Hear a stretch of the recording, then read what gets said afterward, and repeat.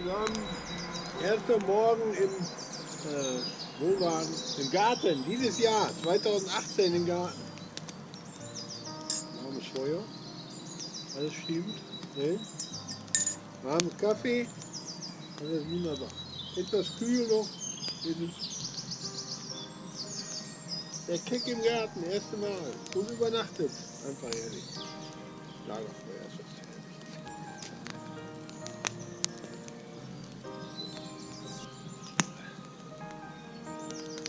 Schön hier. Schön morgens.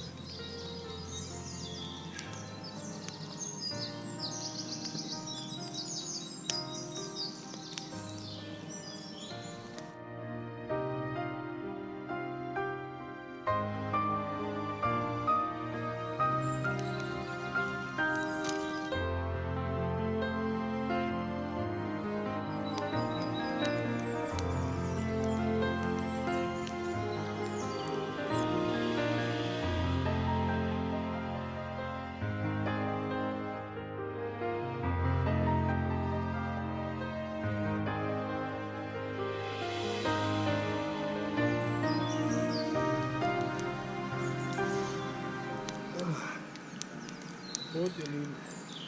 Ja, wie gesagt, Fängerreparatur steht an heute. Einen schönen Tag verbringen. Gestern war ein wunderbarer Tag, Sonne schien. Heute ist etwas bewölkt.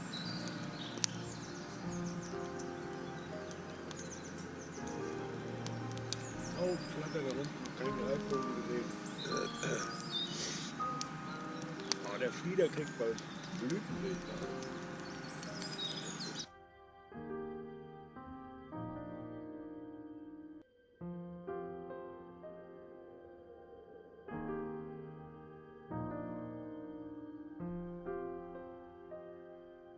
Fire is on, yeah.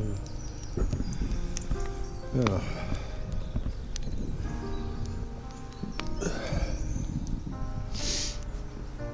Mein kleiner Wohnwagen. Ah, der Flieder kommt. Fliederbaum. Vom Schwiegervater geerbt, ein altes Stück. Mit schönen neuen Trieben. Ganz viele Knospen. Guck.